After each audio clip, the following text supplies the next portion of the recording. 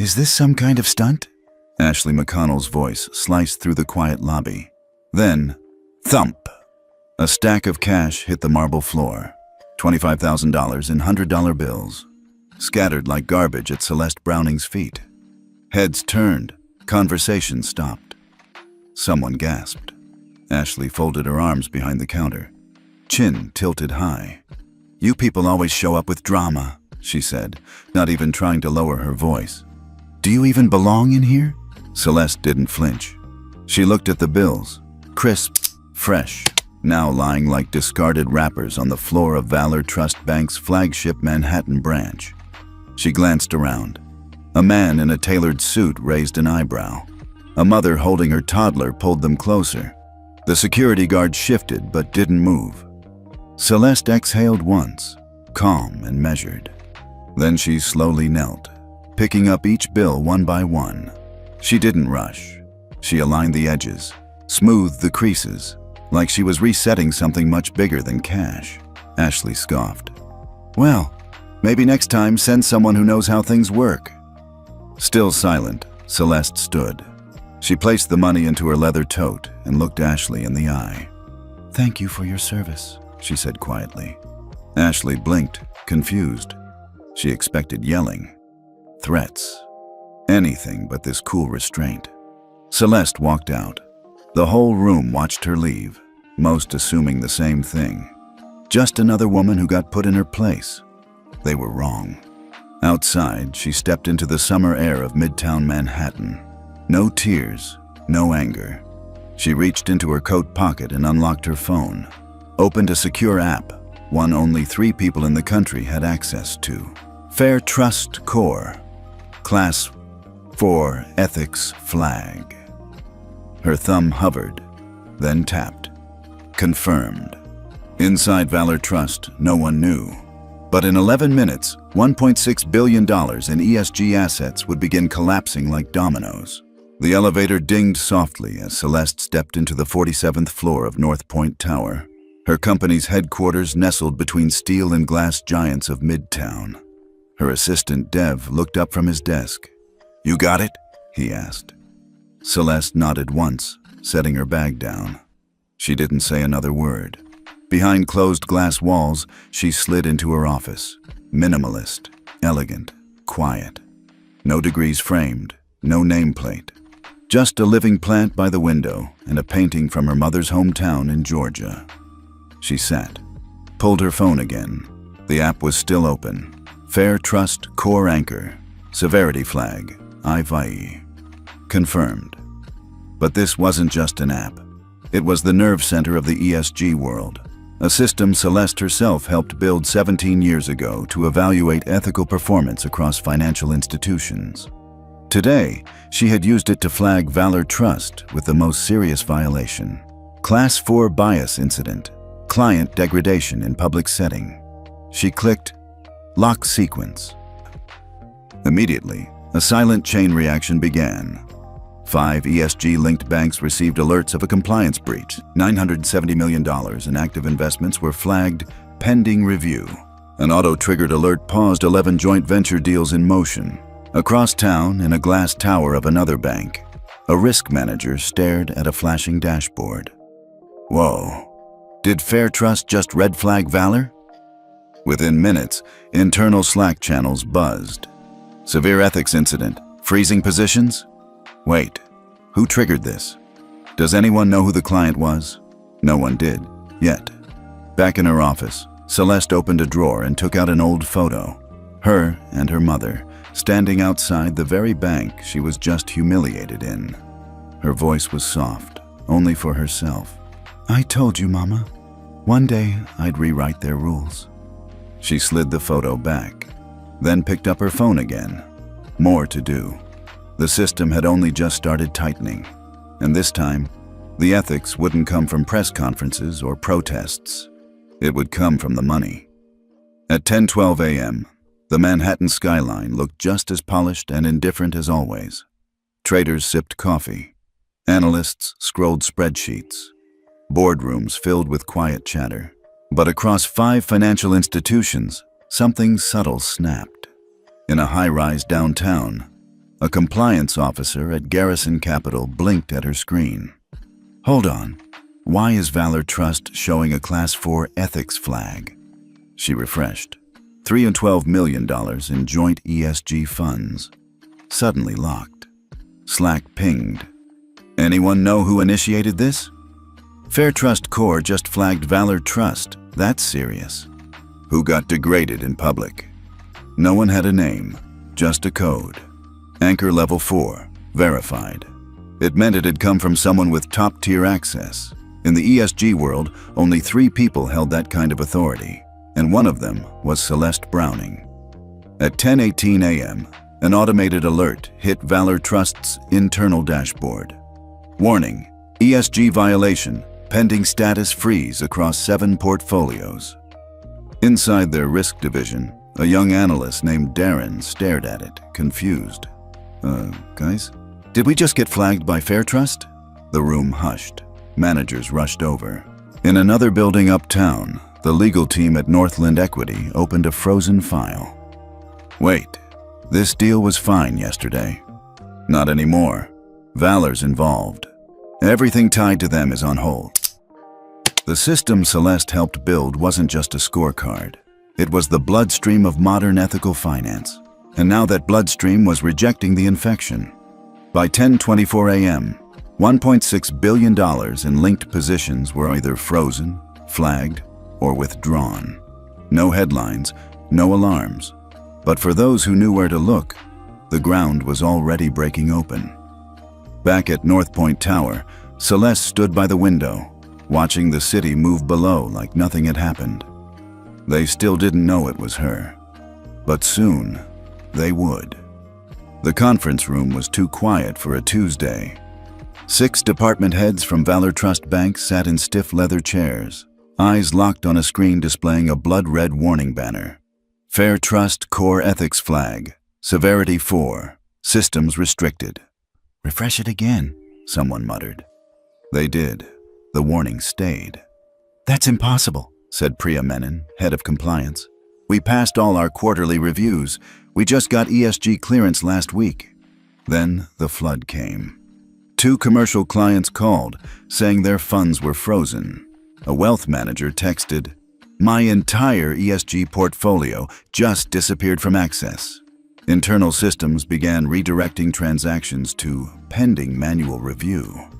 "What the hell is this?" the COO barked. "Is this a cyber attack?"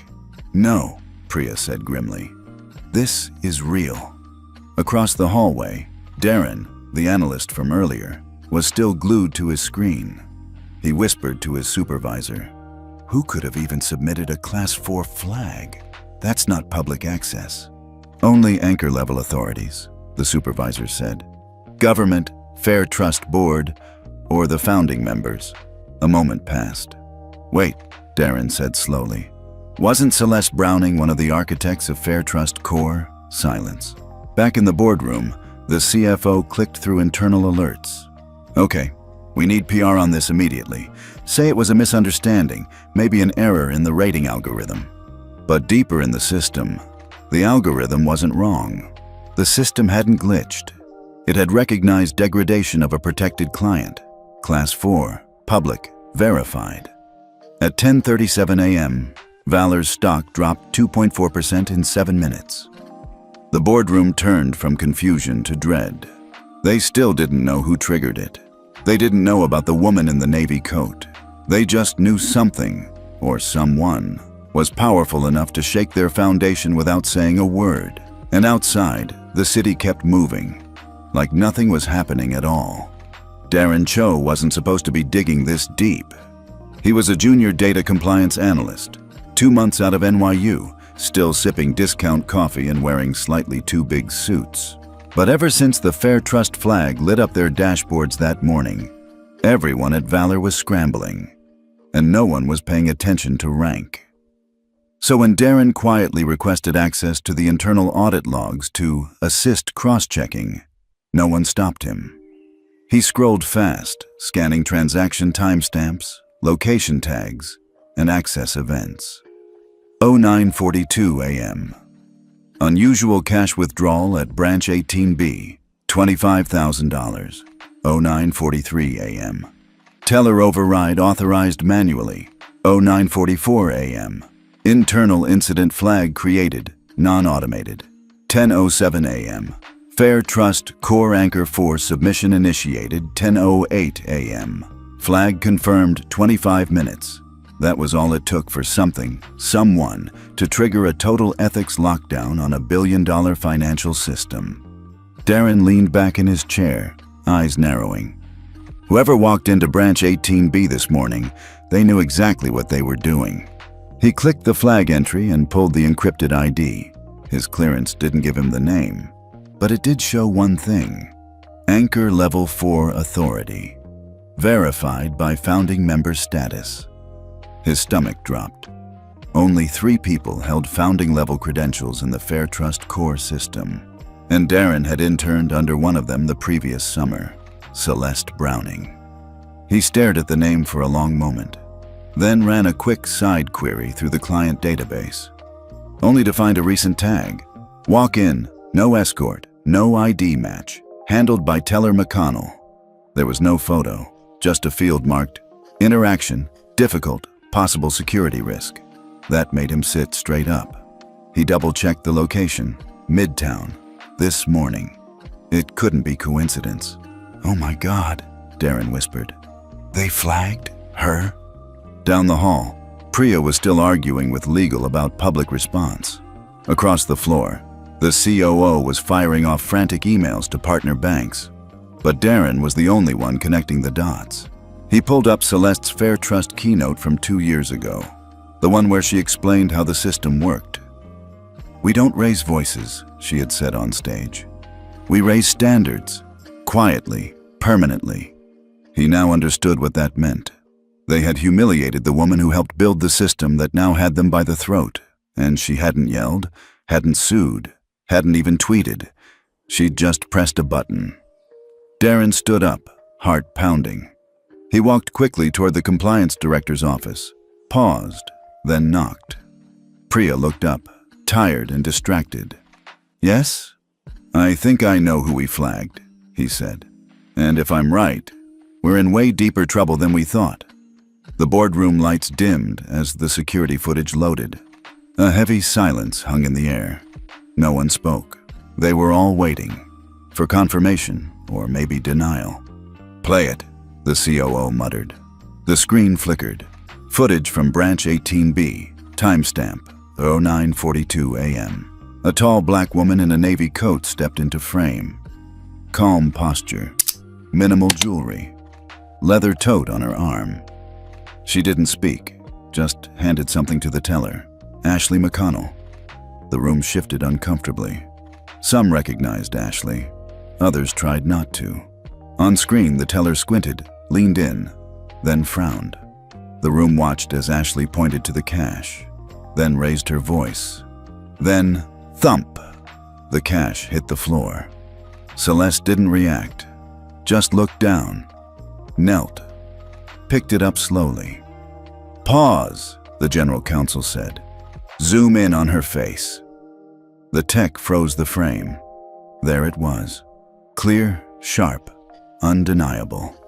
The woman's face was composed, stern but not angry. Her lips were pressed in silence. Her eyes, cold, with a kind of quiet knowing. A few seconds passed. Then one man at the table leaned forward, staring hard, eyes wide. "I know that face," he whispered. Everyone turned to him. It was George Halberd, former head of institutional lending, now a board member. "That's Celeste Browning," he said, voice hoarse, silence. "She came to us 10 years ago," he continued. "Asked for funding for some ESG evaluation project. Young, maybe late 20s. No track record. I didn't think she was ready.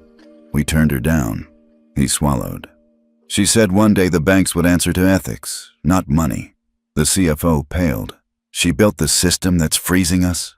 George nodded, stunned. "We didn't believe she could pull it off." Now, Valor Trust was bleeding credibility. Their partners were fleeing. Their legal team was scrambling to draft a press statement that didn't reek of panic. And the woman who started the whole thing, she never raised her voice. She never even told them who she was. She didn't need to, Priya said quietly.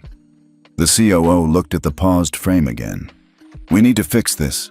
Apologize. Reach out. Something. George shook his head. You don't fix a Celeste Browning situation, he said. You survive it. Across the table, someone whispered, Does she know we recognized her? No, Priya said. But that's the thing about people like her. They don't come back for revenge. She paused. They come back with standards and the power to enforce them. The screen dimmed again, and the boardroom, full of men and women who once ruled with unchecked confidence, sat in stunned, humbling silence, realizing too late they hadn't just disrespected a client. They disrespected a legacy. The call came in just after 2:00 p.m. Celeste was in her office, a cup of green tea steaming quietly beside her laptop. Her inbox was flooded. ESG fund managers, ethics boards, even 2 journalists who were already sniffing around the Valor Trust incident. She ignored them all, until her assistant Dev peeked in. Valor Trust is on the line, he said. Board level. They're asking for 5 minutes. Celeste didn't look up. Put it through. She kept typing as the voice crackled in through her headset. Ms. Browning, this is George Halberd. We've recently become aware of a serious misunderstanding and we'd like to address it directly. In person, if possible. Celeste closed her laptop slowly. It wasn't a misunderstanding, she said. Her voice was calm, crisp. There was a pause on the other end. Then perhaps some sort of resolution? We believe there's space for compromise. We're willing to issue a formal apology, review internal conduct, even... She cut him off. You built a system that only recognizes power when it speaks like you, she said.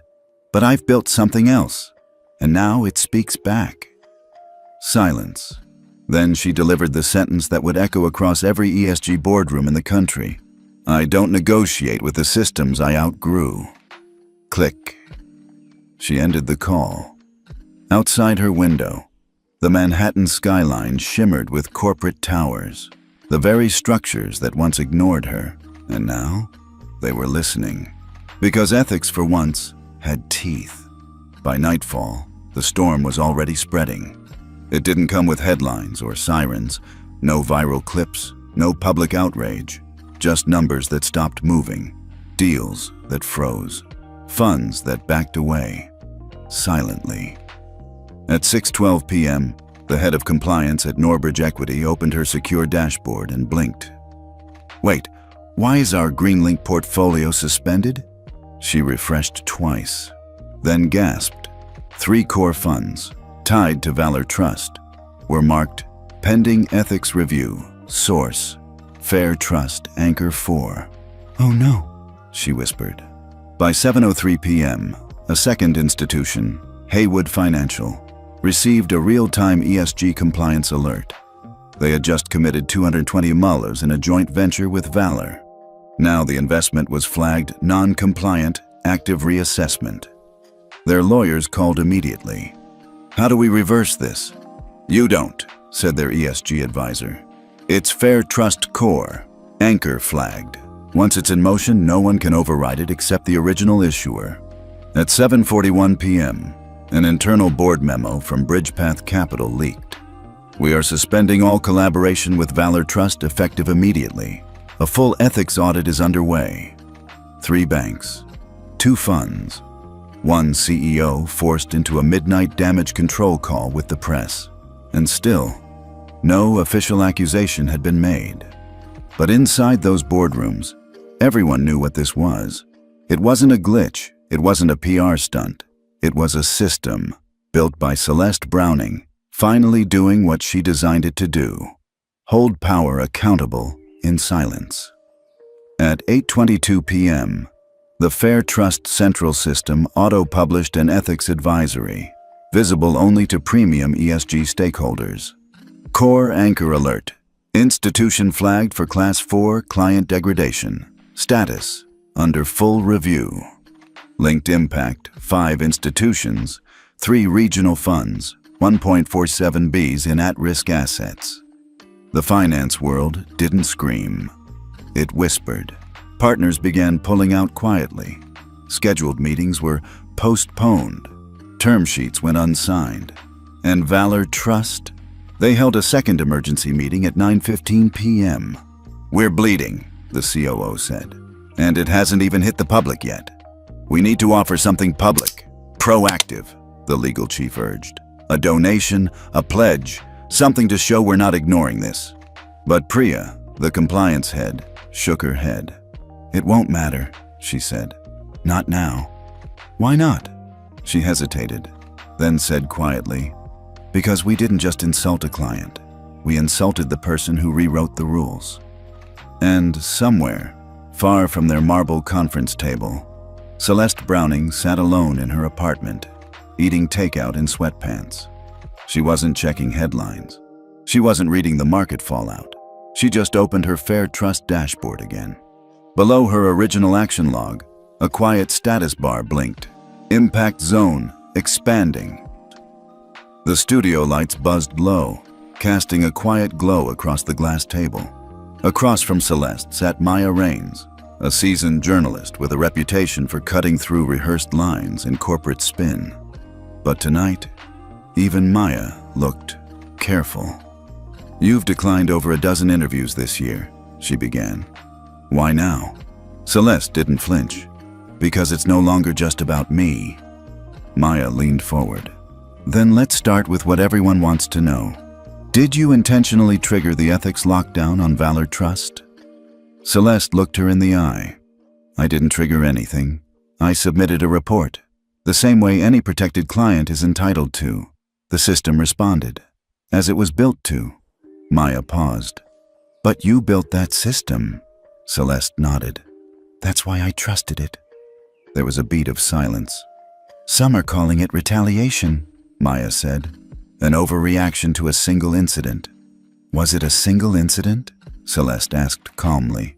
"Or just the first one someone like me had the tools to respond to?" Maya glanced down at her notes. "Since the lockdown, 5 institutions have frozen activity.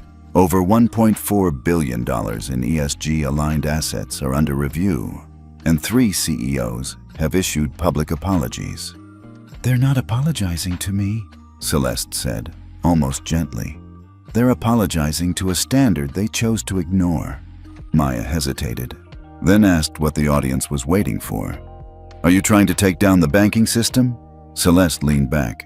Her answer came without hesitation. "I'm not here to destroy banks. I'm here to remind them who they serve." The room went still. "Ethics aren't seasonal," she continued. "They don't apply only during press cycles or public outcry. They apply in quiet moments, like a teller throwing a woman's cash on the floor because she doesn't look like she belongs." Maya's pen slowed. "What would you say to institutions watching right now?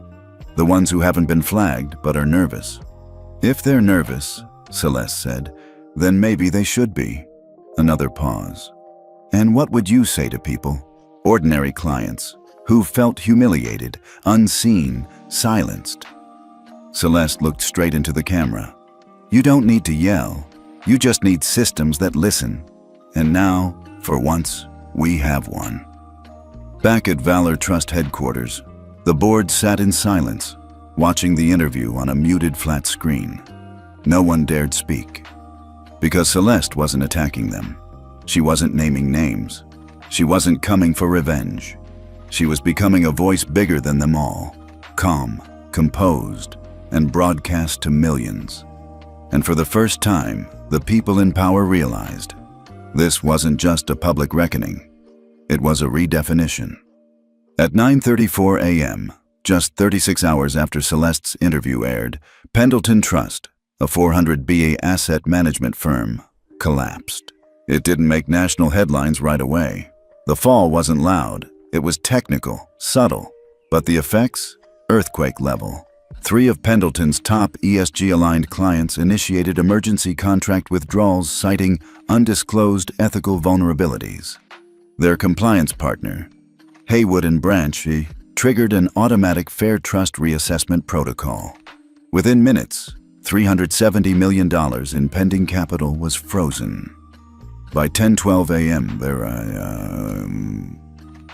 their reputation index dropped below the minimum compliance threshold. That activated Clause 7.2.1, the Fair Trust circuit breaker. Their digital accounts were locked. Their partners were notified. Their pending acquisitions died on impact. And Celeste? She hadn't said a single word about Pendleton. But they knew. The CEO, Edwin Mallory, stood before a private roundtable that evening, sweating through his collar. She didn't say our name, but we knew it was us. Because 1 year ago, Pendleton had quietly downgraded a community development fund in East New York, a fund Celeste had personally co-founded. They called it too niche. They called her overly idealistic. Now, she didn't have to fight back. The system fought for her. That same week, Celeste received an invitation from the National Forum on Ethical Finance. They wanted her to open the keynote in D.C. The first time in 19 years the opening speaker wouldn't be a white male banking executive. She arrived in a gray pantsuit, no entourage, no PR manager, just Dev, her assistant, walking silently beside her with a copy of her slides. When her name was announced, the room stood, not out of obligation, but out of recognition. Celeste took the stage, adjusted the mic, and looked out at a room filled with suits, some terrified, some ashamed, most silent. "I'm not here to lecture," she began. "I'm here because you built systems that rewarded silence from people like me. But here's the thing. Silence doesn't mean powerlessness. It means we've been waiting for tools, and now we have them." She clicked to the first slide. It wasn't data. It was a quote. "Dignity isn't granted by institutions. It's remembered by the systems we design." She looked up. "You don't have to fear the people who've been excluded," she said. "You just have to ask, why were they excluded to begin with? And who profits when they stay invisible?" The room stayed still. Some took notes. Others didn't breathe. Because the woman standing before them didn't just trigger a reckoning. She redefined how justice moved, not in noise, but in design. The press conference wasn't flashy. There were no glowing banners, no thunderous applause. Just a simple backdrop, Fair Trust Core. And beneath it, two words that hadn't meant much, until now, Client Trigger. Celeste stepped up to the podium in a navy silk blouse, her hair pulled back, eyes steady. "We've spent decades designing financial systems that only answer to capital," she began. "Today, we're flipping that equation." Behind her, a screen came to life. A clean interface. One line of text. "If you've been silenced, dismissed, profiled, or ignored, this is your trigger." Say. Murmurs rippled through the room. This wasn't just a dashboard for institutional insiders. It was public. Celeste continued. "The client ethics trigger allows any verified customer of a Fair Trust participating bank to flag an interaction they believe violated ethical standards. Not just lawsuits, not PR nightmares, but daily moments, the ones that never make headlines. You don't need followers. You don't need a lawyer. You just need your name and the courage to push one button." Then she said the part that sent a chill down the industry's spine. "Once triggered, the review cannot be canceled. Not by the bank, not by the fund, not even by us. Immutable, auditable, permanent." The audience, mostly press and compliance officers, sat frozen. One journalist whispered, "She just gave power to everyone." That night, the first trigger went live. A single mother in Atlanta flagged a teller who mocked her accent. A high school teacher in Oakland flagged a loan officer who joked about her being too poor to qualify. A retired veteran in Boston flagged a bank that downgraded his housing application with no explanation. The same bank that had featured him in a Veterans Day ad 2 weeks prior. By morning, 3,912 triggers had been submitted. By day 3, 7 financial institutions were under ethics review. And by the end of the week, 2 regional banks issued official statements. "We acknowledge the client trigger system and commit to full transparency during this review." Celeste didn't gloat. She didn't post. She simply updated the dashboard. Live triggers, 12 4 institutions under review, 18 client protection. Threshold achieved. At her office window, Dev asked quietly, "Do you think they'll fight back?" Celeste smiled softly. "They don't know how to fight what they can't predict." He nodded. "And the ones who hurt you back then? They'll pretend to change," she said. "But the people who use this button, they'll remember who refused to listen." For the first time in history, justice didn't belong to headlines. It belonged to interfaces, to triggers held in ordinary hands, not out of rage, but out of something deeper: memory. 1 year later, the room was 3 times bigger than the one in DC. More suits, more cameras, more pressure. But Celeste walked onto the stage the same way she always had: calm, grounded, unbothered by applause. The screen behind her simply read, "Global Ethics Finance Summit, London." She stepped to the mic. No notes, no teleprompter. "A year ago, I stood in a smaller room and said, 'We don't need to scream to be heard,'" she began. "We just need systems that listen." She glanced around the hall. Since then, 19 institutions have restructured, 8 were replaced, and thousands of people pressed a button they never had access to before. The room was quiet, not out of politeness, but reverence. "This didn't happen because I called for change," she said. "It happened because people remembered how it felt to be ignored and chose not to stay silent. We didn't burn it all down. We built something better. We built the system we wished existed." She paused. "You don't owe power an explanation, but you do owe the next generation a foundation." She looked toward the front row, where Dev sat beside a group of college students, future compliance officers, nonprofit leaders, and policy designers. "So here it is," she finished. "Not a headline, not a protest, just a framework. And now, it's yours." The crowd stood, not out of hype, out of memory. Because Celeste Browning hadn't come to fight the system. She came to replace it. If you've ever been judged by how you looked, where you came from, or what they assumed you couldn't be, this story was for you. Celeste didn't raise her voice. She didn't fight fire with fire. She simply let the system speak and made sure it finally listened to us. Now we want to hear from you. Where are you watching from? And what part of the story hit you the hardest? Drop it in the comments. You never know. Your voice might be the one someone else needed to hear today. And if you believe ethics should be louder than money, share this story. Because stories like this, they don't just entertain, they change things. We'll see you in the next one. Stay grounded and stay powerful.